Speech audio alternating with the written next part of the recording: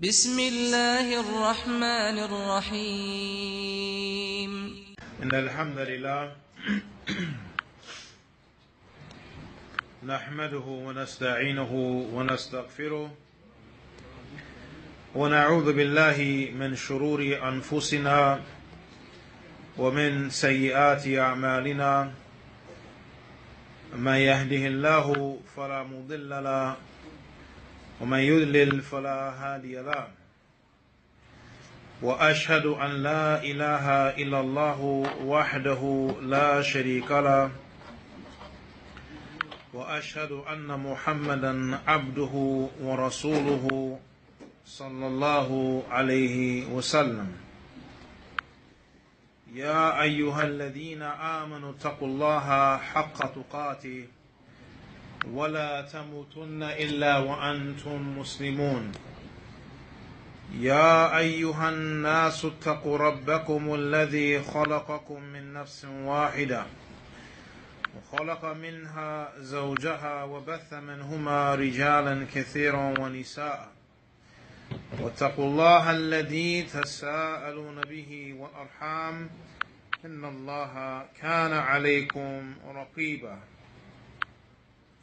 يا أيها الذين آمنوا اتقوا الله وقولوا قولا سديدا يصلح لكم أعمالكم ويغفر لكم ذنوبكم ومن يطع الله ورسوله فقد فاز فوزا عظيما أما بعد فإن أصدق الحديث كتاب الله وخير الهدي هدي محمد صلى الله عليه وسلم وشر الأمور محدثاتها وكل محدثة بدعة وكل بدعة ضلالة وكل ضلالة في النار.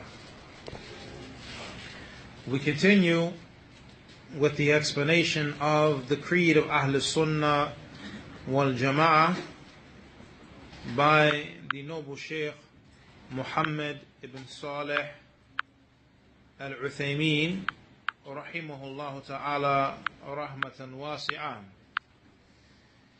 And we left off covering the benefits from the verse that deals with the keys of the unseen.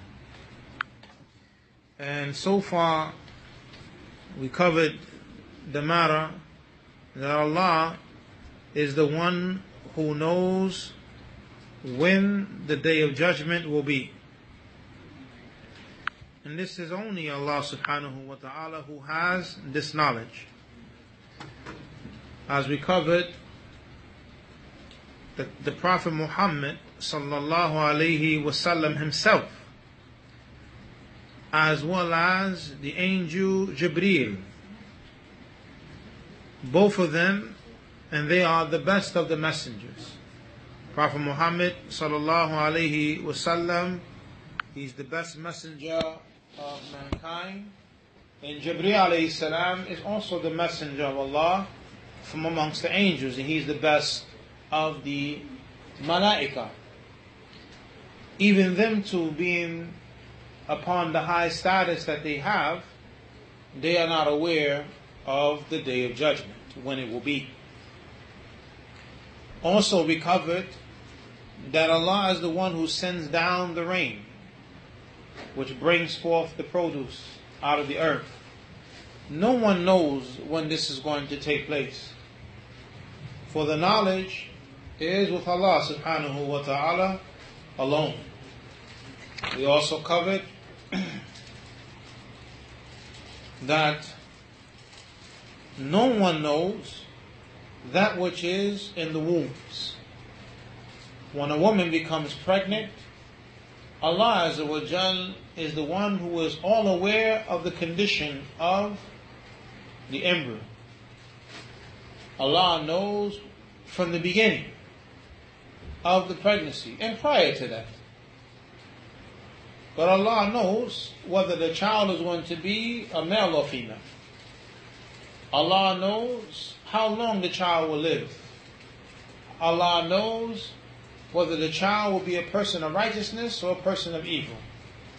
Allah knows how much that child will earn. And other than that, from the affairs of the child. And this is if the child lives through the pregnancy and is born alive. And Allah knows those children or the embryos that will be miscarried. Allah knows those embryos or children that will be stillborn. And other than that. So the full and complete and total knowledge is with Allah Azza wa Jal. The fourth matter, the Shaykh says, أن الإنسان لا يعلم ماذا يكسب غدا وإن قدر أنه سيفعل كذا فإنه لا يعلم هل يحصل أو لا. ولهذا قال الله تعالى لنبيه صلى الله عليه وسلم ولا تقولن لشيء إني فاعل ذلك غدا إلا أن يشاء الله.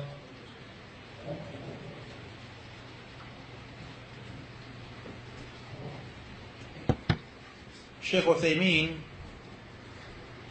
rahimahullah ta'ala, he states, in the fourth matter, meaning from the matters of the unseen, that the person does not know what he or she is going to earn tomorrow.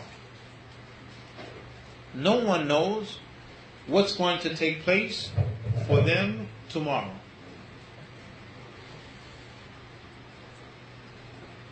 And if Allah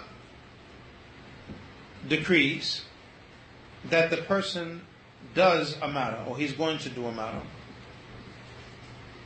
the person himself does not know what's going to be the outcome.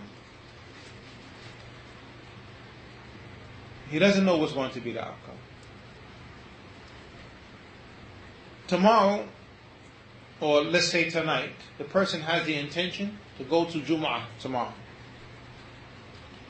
And he says, I'm going to make Jum'ah at Masjid Fawzān.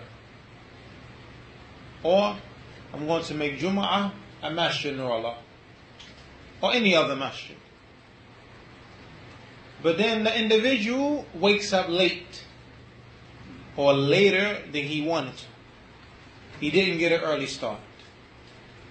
So now, due to him not getting an early start, if he tries to go to Masjid al-Fawzān or to Masjid Nurullah or any other masjid he wanted to go to, that's going to take some time for him to get to, he will miss Jum'ah.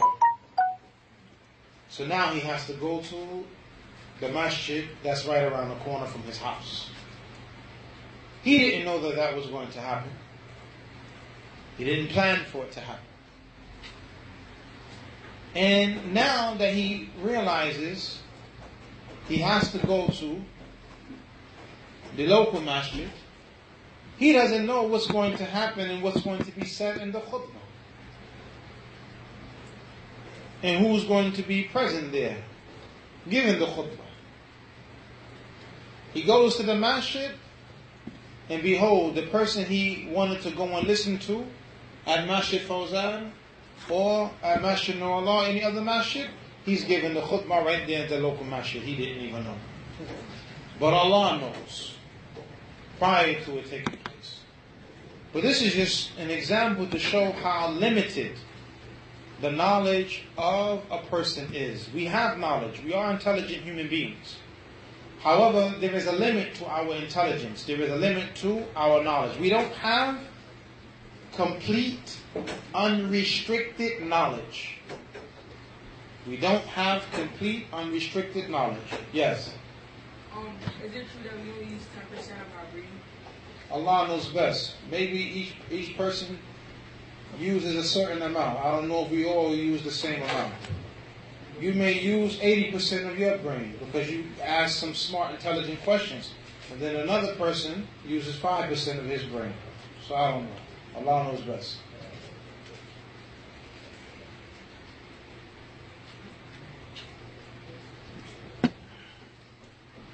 The Shaykh he goes on to say, the Shaykh he goes on to say, so for this, Allah, the Most High, He has said to His Prophet, and do not say about a thing that I'm going to do that tomorrow except that Allah wills. These verses establish the legislation of saying Insha'Allah when a person mentions he's going to carry out an act or do something tomorrow. Insha'Allah, meaning if Allah wills, I will do such and such. And the word Insha'Allah, it is, number one, connecting the success of the matter to Allah. Connecting the success or the matter taking place to Allah subhanahu wa ta'ala. Shaykh Uthaymeen, he states, وَإِذَا قَالَ قَائِلٌ سَأَزُورُ فُلَانًا غَدًا فهل هذا يعلم أنه سيزوره أو يخبر عما في ضميره ونيته.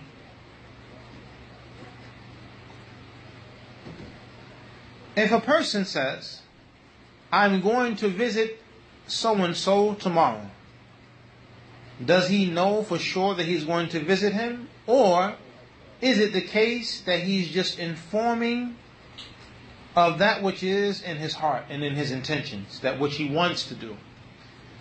The Shaykh says, الثاني لا شك أنه يخبر عما في ضميره الآن. The Shaykh says there's no doubt that the person is informing of that which is in his heart at the moment. ولهذا لو قال إني سأزور فلانا غدا وهو لا يقصد الفعل إنما يقصد الإخبار أما في نفسه فإنه لا بأس أن يحذف ذكر المشيئة.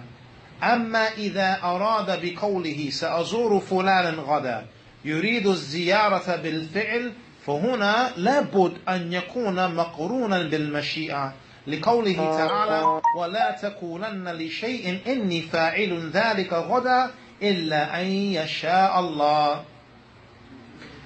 وإنما يجب أن يقرنه بالمشيئة لأنه لا يدري هل يفعله أو لا يفعله. أما إذا قال سأزور فلانا غدا يخبر عن نفسه يعني أما إذا قال سأزور فلانا غدا تخبر عن نفسك يعني هذه نيتي يقصد الإخبار أما في نفسي فيجوز بدون ذكر المشيئة. ولهذا جاءت الآية الكريمة إني فاعل ذلك غدا قال فاعل. أما إذا قال إني ناو أن أفعل ذلك غدا فهذا لا بأس به. Very important point Shaykh Uthaymeen is making here. And brothers, please pay attention closely. Shaykh Uthaymeen, he states, no doubt it's the second matter, that the person is informing of that which is in his heart at the moment. So for this reason, he said, and for this, if the person says, I am going to visit so-and-so tomorrow, and he does not intend the act, he only intends to inform of his intentions, then there is no harm if the person does not say Insha'Allah.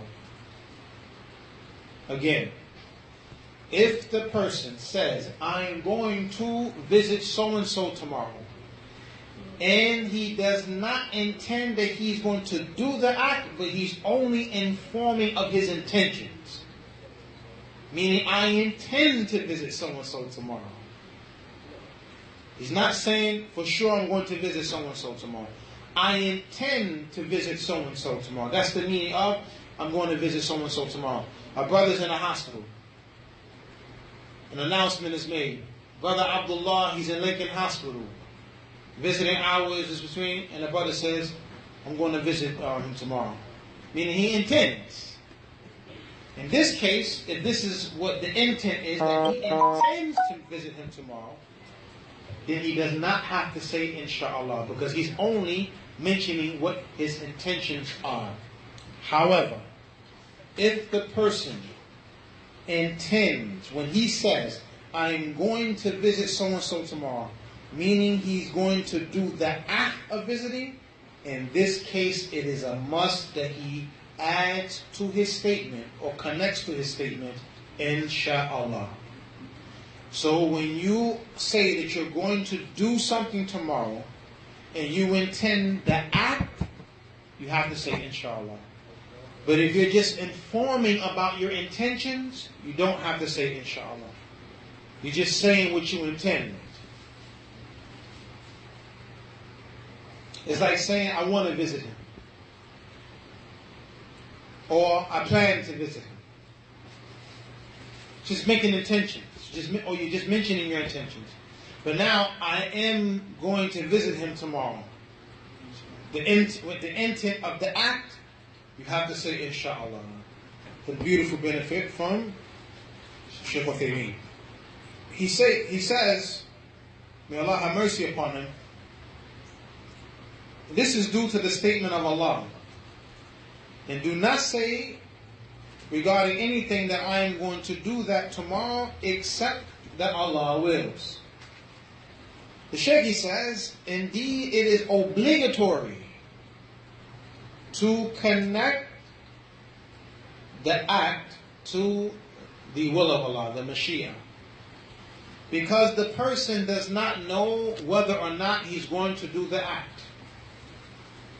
As for when the person says, I'm going to visit so-and-so, you make this statement, and you're just informing of your intentions, or that which is within yourself.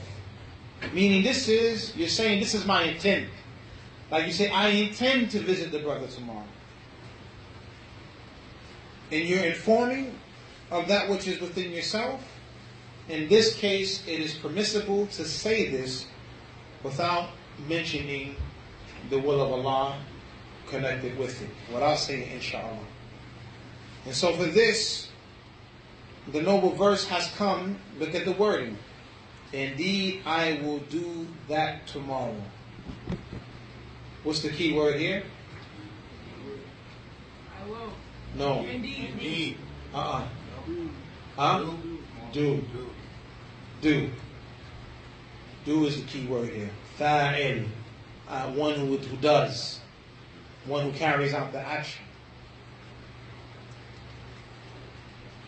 But if you say, Inni nawin, indeed I intend, an af'al dhalika ghada, fahadha la bats bihi. But if you say, indeed I intend to do such and such tomorrow, in this case, you don't have to say, Insha'Allah. There's no sin upon you if you don't say, Insha'Allah.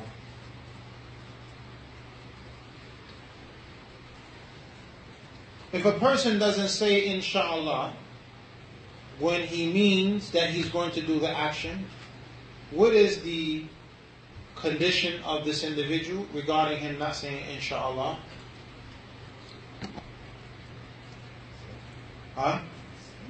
It's a sin. How do we understand that? Based upon the verse and based upon what Shaykh Uthaymeen said regarding when the person intends the act. How is it a sin? Yes. That's the point. Because the Shaykh he mentions, وَإِنَّمَا يَجِبْ, indeed it is obligatory. Where does Shaykh Uthaymeen extract from the verse that saying Insha'Allah is obligatory? Thank you, sir. Yes.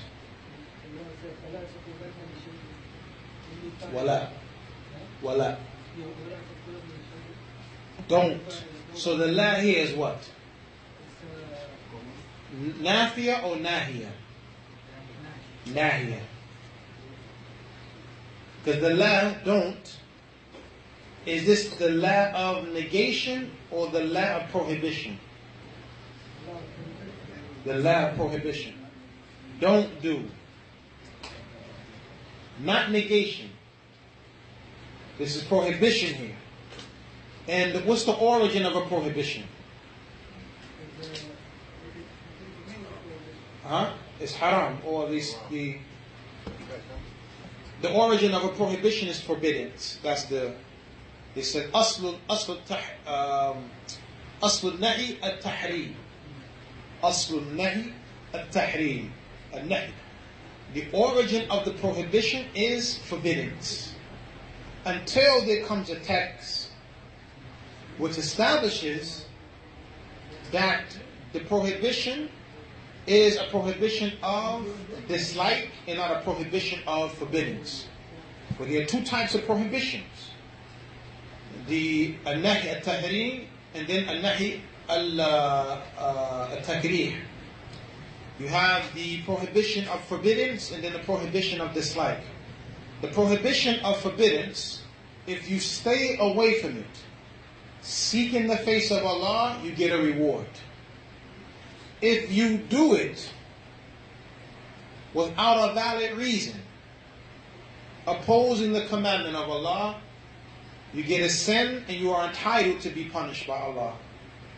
If it is the prohibition of dislike, if you leave it all for the sake of Allah, you get a reward. If you do it, there's no sin and the person is not entitled to punishment because it is something that is makruh. Yes. Can you repeat that again? Two types of prohibitions.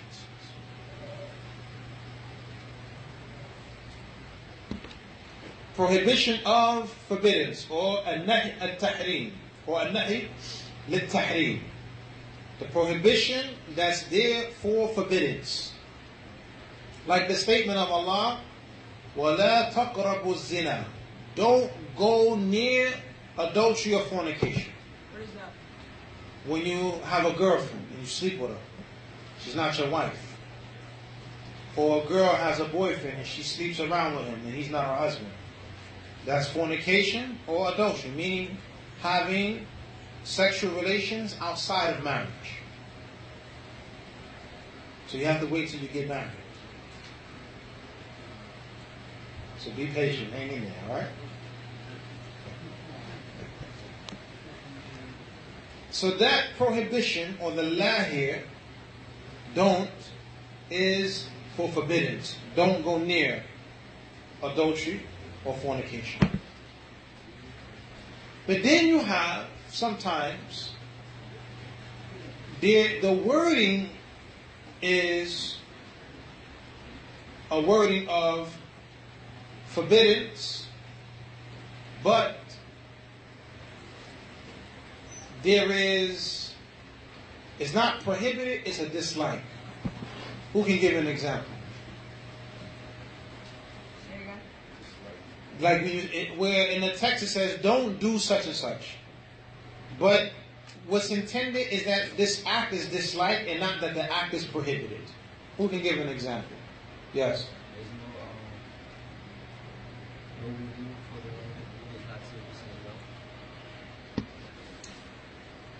That's negation. That's nafia. No wudu for the one. That's negating the wudu. Yes. Well, it doesn't mention don't speak. That hadith, it mentions what the Prophet, he disliked to speak. Well, that's a clear word where the word dislike is mentioned. But we're looking for a text where it says don't do such and such. But what's intended is a dislike and not a prohibition. Yes. Prohibition. Yeah. Or forbiddance, that is, forbiddance. I'll give you one. Some of the ulama who hold that praying to a sutra is not mandatory, but rather highly recommended. The hadith, لا تصلي إلا إلى sutra. Don't pray except to the sutra. So some hold the opinion that the la here, or the forbiddance here, or the prohibition here is the prohibition of dislike, not a prohibition of forbiddance. Other scholars say no, the sutra is watching. Because the Prophet said, don't pray except that you pray towards a sutra. But this is just an example. It's just as an example. Without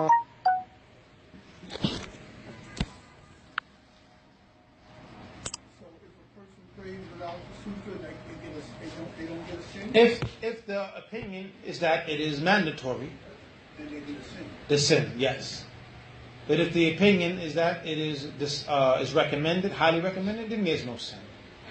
And the day of judgment, like you have to like repay all your prayers that you missed. What? How? Like in hellfire. No, don't give him a chance. Give him a chance. Let him finish, inshallah. Like before you go to paradise, you have to pay. Yes and no. Listen, his question is a good one. Listen, pay attention. His question is a good question. And there are two parts to answer this question. From an angle, yes. And from an angle, no. What is the angle of yes? That you have to repay your prayers. The yes is from the angle that you owe them. They're negligent, so something has to be done. So what's done? Anytime you miss an obligatory prayer and you did not make tawbah or fix the situation, and you died in that state, on the day of judgment, Allah will tell the angels to look at the prayer of my servants. And if the prayer is incomplete, then Allah will tell the angels, go and look to see if he has any voluntary prayers. Did he do any extra prayers? If he has any extra prayers, then they will take those extra prayers to make up for the deficiency and the obligatory prayers. So that's how we repaid. As for you yourself being able to pray and make them up, then no. The time of actions is over. Once you die, that's it. Your actions are cut off.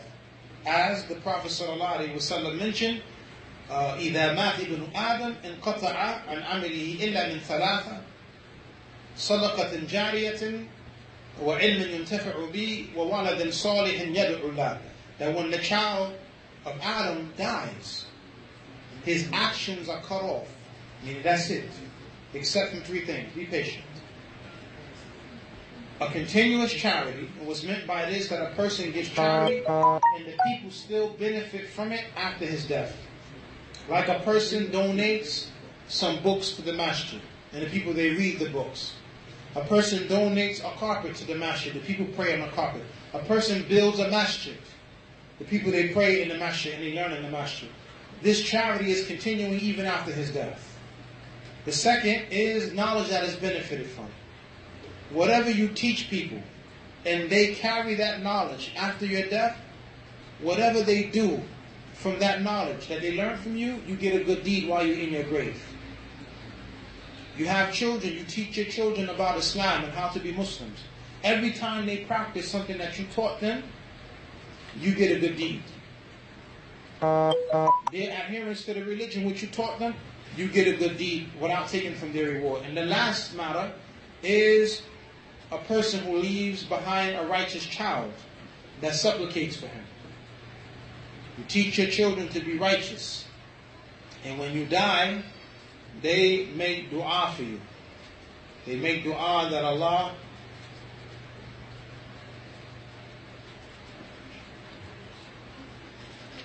subhanahu wa ta'ala has mercy upon you, expand your grave, make you from the people of paradise and the like. So these three things continue even after your death. As for you being able to make up your salats that you missed after you die, no, it's not possible. Yes? You make dua for, can't make dua for unbelievers? A non-Muslim, no. A person who dies as a non-Muslim, we cannot make dua for them. Yes? How you know 100% sure that every Muslim will eventually end up in paradise?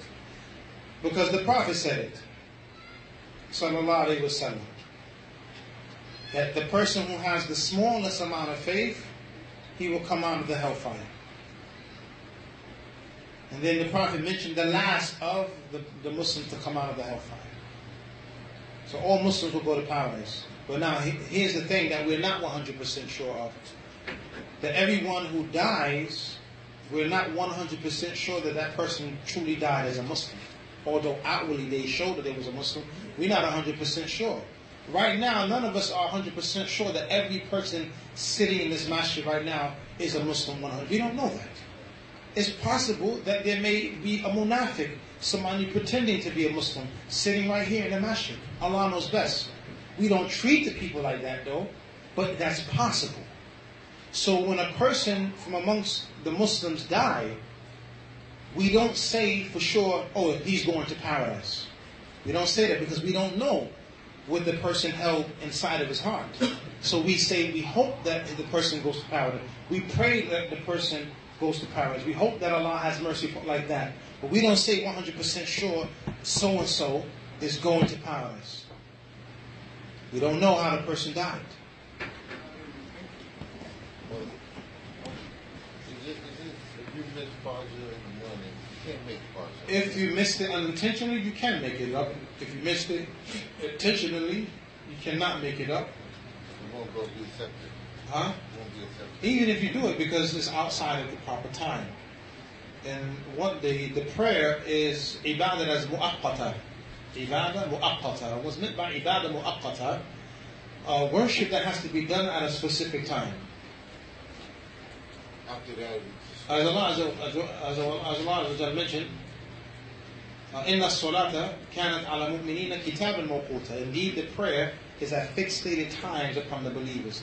So the prayer cannot be prayed outside of its time without a legislative excuse. With Allah mentioning that the prayer is at a fixed stated time, that means that that's a condition of the prayer, that the prayer has to be made in time. You can't pray before the time, you can't pray after the time, unless you have a valid excuse. What's a valid excuse? Traveling, as an example. A person is allowed to pray Asr before the time of Asr, in the time of Dhuhr, or a person is allowed to pray Dhuhr outside of the time of Dhuhr in the time of Asr, or with Maghrib and Isha. The person is allowed to pray Maghrib in the time of Isha, or pray Isha in the time of Maghrib. So this is an allowance for the traveler, or for a person who is sick, or when there is inclement weather. It's allowed to combine those prayers, bringing them forward or delaying them, depending on the situation. Another valid excuse is that a person genuinely forgot the time of prayer was in, or a person unintentionally overslept. Why do I say unintentionally? Because you have some people who intentionally set their alarm clocks after the time of Fajr. This is a tremendous and serious crime and sin. That a person intentionally, Fajr comes in at 5. I'm just giving an example. It goes out at 6:30. The person sets his alarm clock to get up at 8. So he can leave the house by 9, so he can get to work by 10. He don't want to get up that early. It's breaking his sleep. He needs his beauty rest.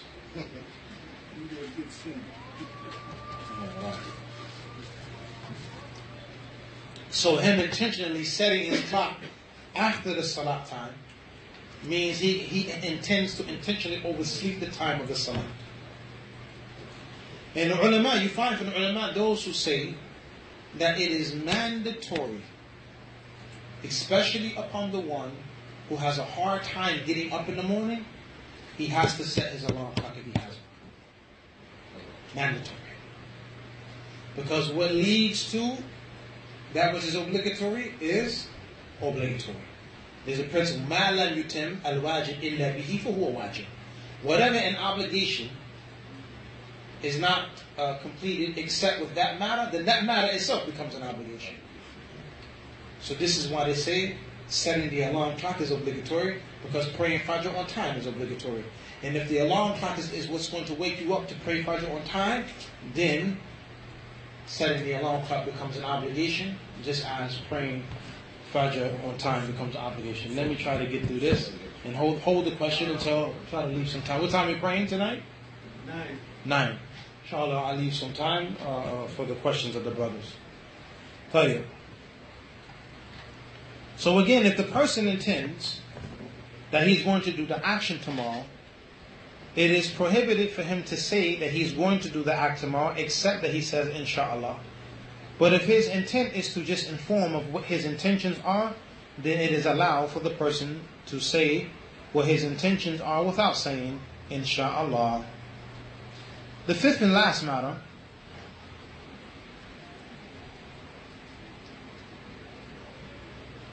that whoever claims, the Shaykh says, أَنَّ مَنِ ادَّعَى عِلْمَ الْغَيْبِ فِي الْمُسْتَقْبَلِ فَإِنَّهُ كَافِرٌ.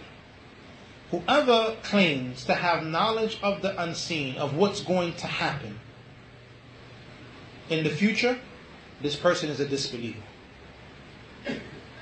Sometimes you see individuals who claim they're Muslims. Baba so-and-so, Bubakar so-and-so, in the newspapers. Kufi on, Muslim dress, and he says he's a fortune teller and he reads palms and lights. Is this major disbelief? Small disbelief? Is this allowed? What is it? Major disbelief. Very good. Major disbelief. Why? Because the person is claiming that he has knowledge of the unseen. What if a person says, well, Prophet Muhammad ﷺ told us about things that's going to happen in the future? Is that a proof and a justification?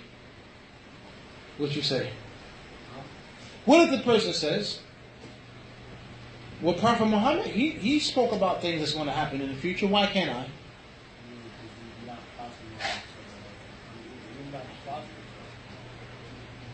What if he says, alhamdulillah, he has a good relationship with Allah too.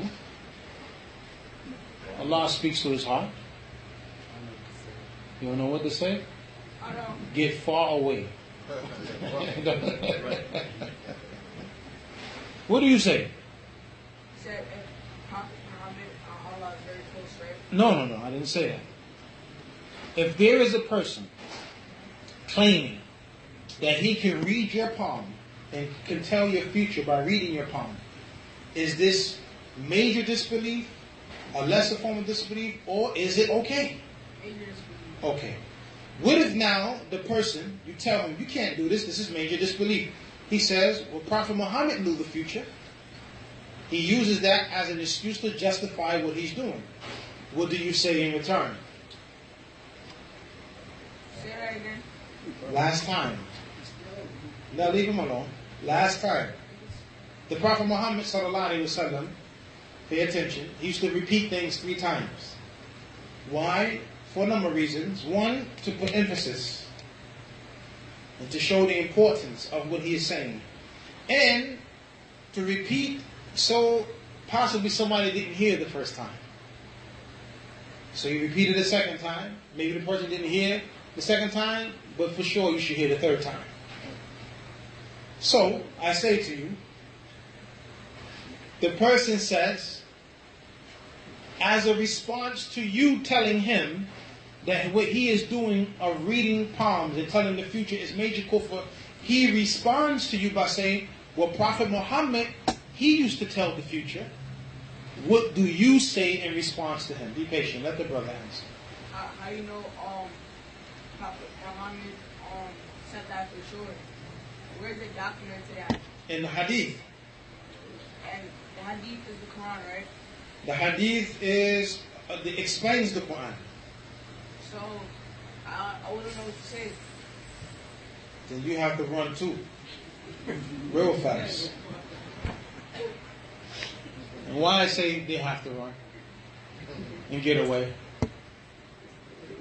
Protect their religion, because they don't have the answers to respond to the person. You can't argue. When you don't have knowledge, you can't get into debate with people. Yes? We're going to get there. What you say?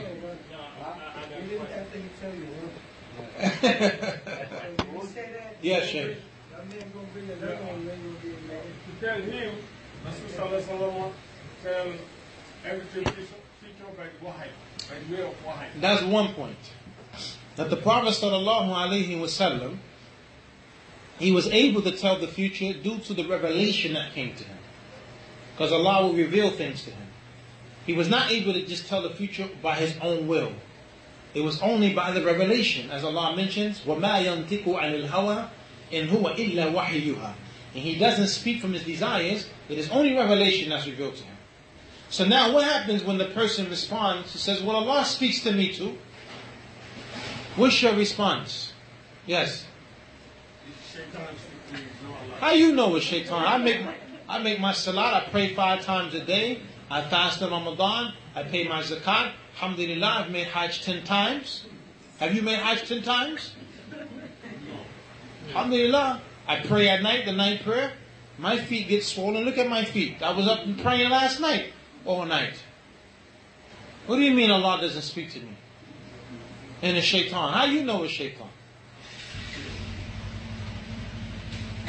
Didn't Allah inspire the mother of Moses to put the baby in the manger and put the baby in the basket and put the basket in the river? Didn't Allah inspire the mother of Moses? Yes or no?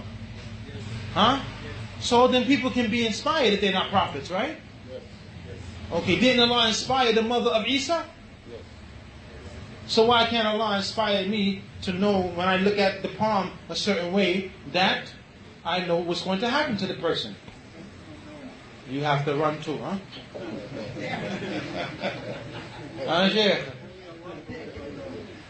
No, Sheikh, it's important. We have to know how to respond to these shubuhat. Yes?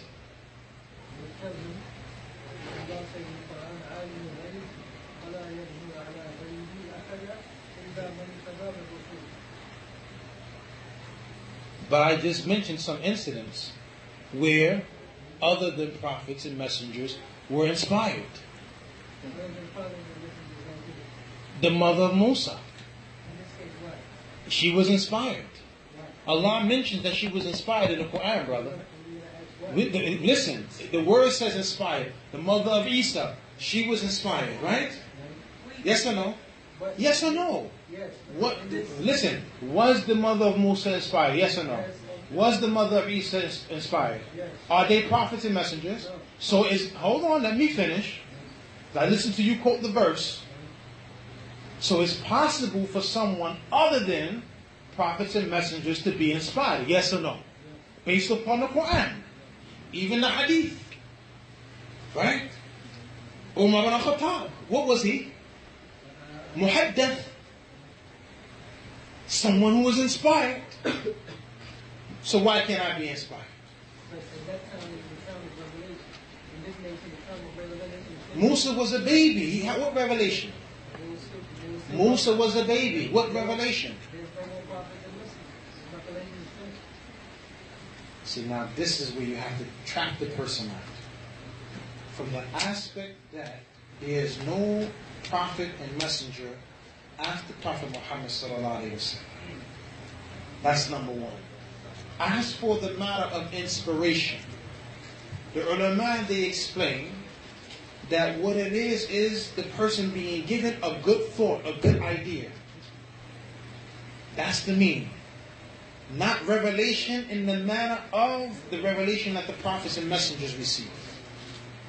Some ulama have even explained that it's an angel that Allah sends to whisper good to the person.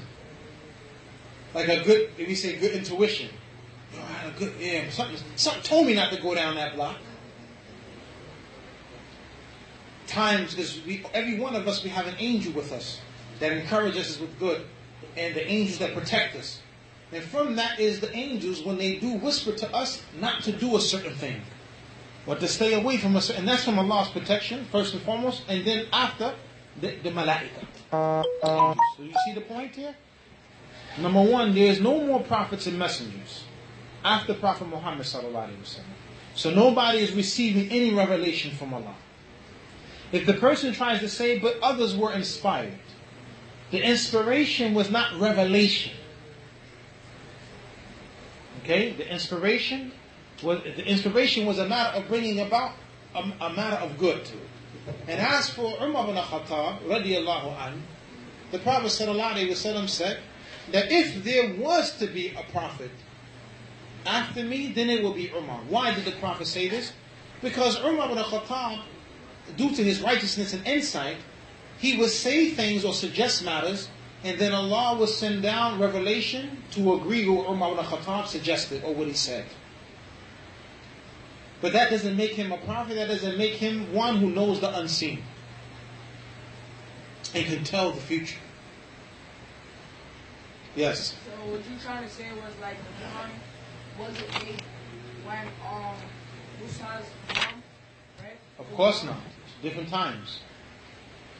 So the Quran was And the Qur'an is the speech of Allah, which is uncreated. So the Qur'an is not made. It's Allah's words. But somebody made the Quran by their hands. Nobody, the Qur'an is Allah's words. Yes, but You mean somebody wrote the words of Allah down. Yeah. And somebody compiled the words of Allah into a book. You can say that.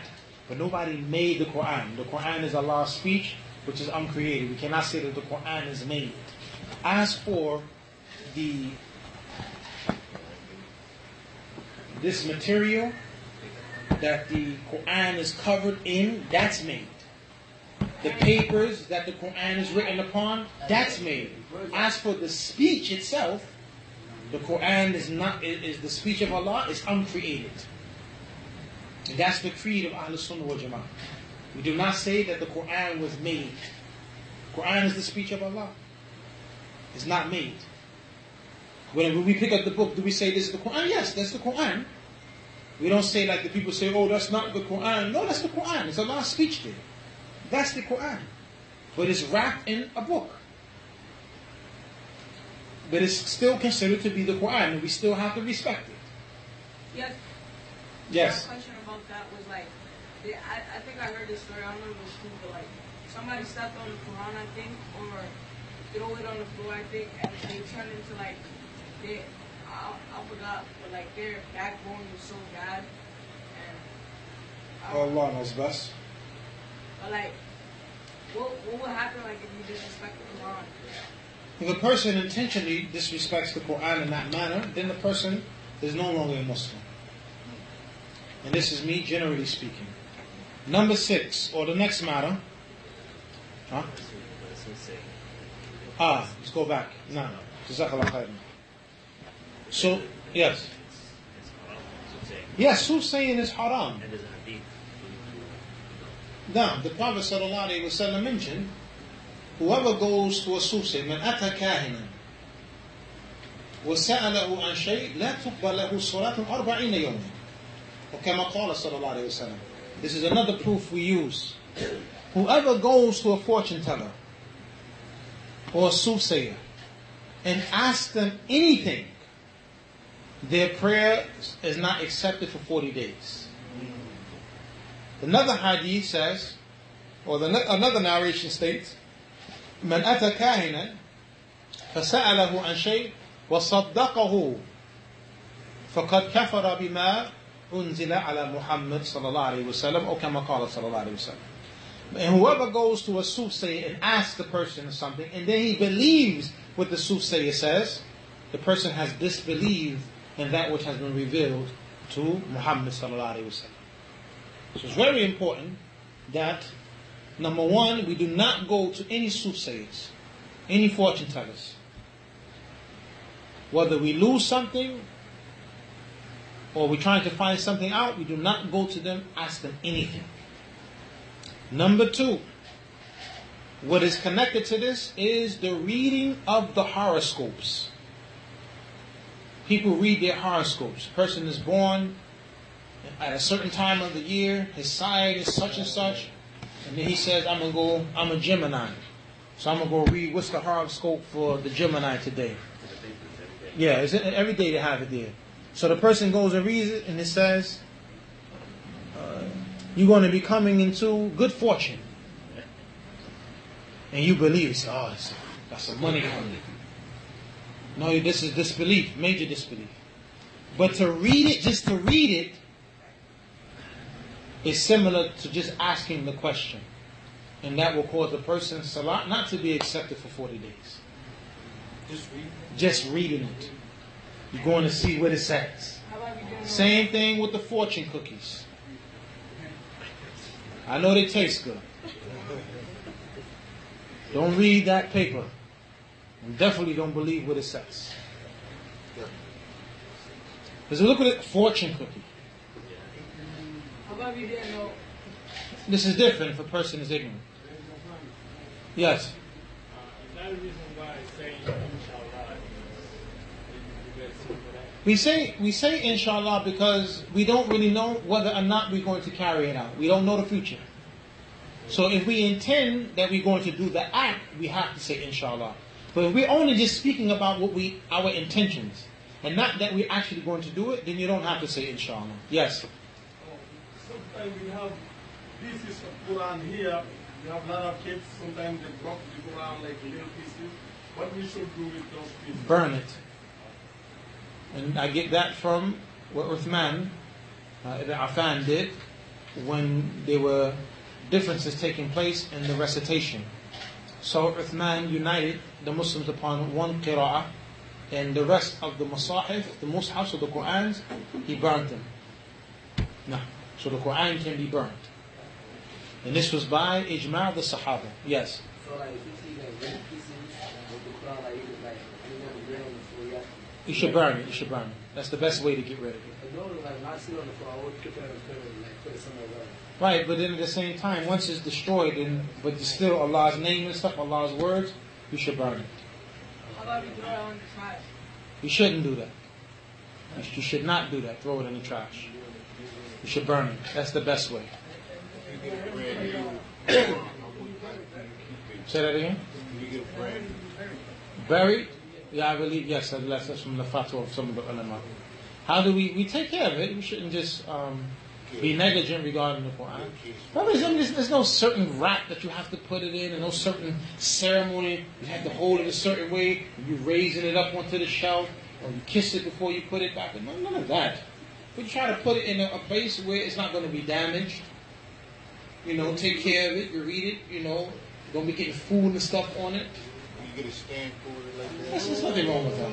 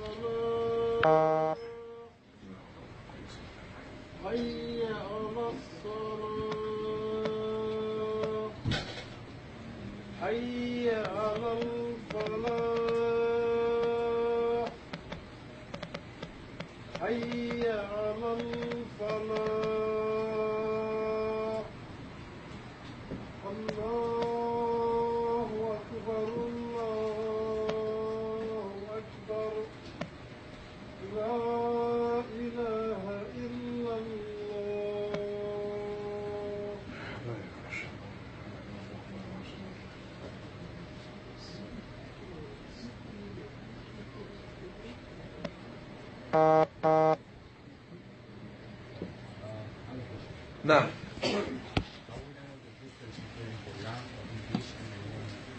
the context of the speech, like what you just mentioned earlier, you look at the context, it's clear it's a negation. That whoever does not say Bismillah does not have wudu. There's no prohibition there. I mean direct. No, some ulama hold that saying Bismillah is a condition for the wudu. Other scholars, and especially from the scholars of hadith, they view those narrations to be weak. And even though it's many narrations or different chains or routes, they say that the weakness that's there cannot be strengthened because of the severity of the weakness. And the most that can be said is that it is recommended due to those narrations being having severe and strong weakness. Now, rather, some ulama they point to Imam Bukhari rahimahullah in his Sahih. he doesn't bring that narration. That whoever does not say Bismillah, he doesn't have wudu. But what narration did he bring? To establish that one should say Bismillah before they make wudu. Who knows?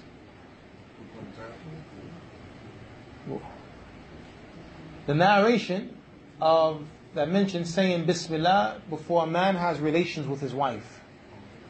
Imam Bukhari brings that narration as the proof for saying Bismillah before making wudu. How? Where's the angle of proof?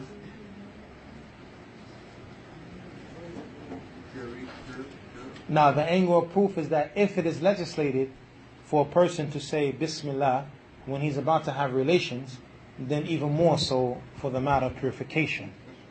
Because purification is more important than... No, that's not a matter. Because sperm is pure. That's what it is. Jazakallah khair. But the sperm is the origin of human beings. So our origin is pure. Think about it. When they used to get on the clothes of the Prophet and they dried up, he just did this. He didn't wash it. He just scraped it off. No. He didn't wash it. But when the mince blood was on the woman's clothing, he told her to wash it. Because the blood of menstruation is impure, whereas the sperm is not impure. Inshallah ta'ala, we'll stop at this point. My apologies, we're not able to get to any narrations from Al-Adab al-Mufrad, and continuing with the treatise, the obligation of commanding the right and forbidding the wrong, which we're using for our minhaj classes. Inshallah ta'ala, next week we will start with those books and then come back to the Aqeedah, Ahlis Sunnah wal Jamā'ah. Yes? If you have sex before you get married, It's a major sin. you wouldn't go to hell? You can. So do you want to chance it? That's the question. Having sex before you're married is a major sin. So do you want to put yourself in a position where Allah can punish you in the hellfire? How long is the sex going to last? At the most. Even if you're the strongest individual in the world, it's going to come to an end, right?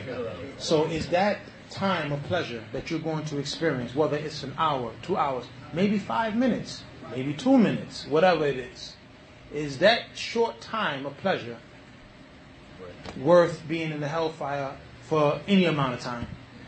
Is it worth it? No. So don't even think about it. Inshallah ta'ala, when you're in a position to get married, you're working, you have a stability, inshallah you have a place for a wife, we'll find you a good wife. Alright? A pretty wife who's religious. How about that? Doesn't that sound better than a one-night stand? Barakallahu feek. Hayakum Allah.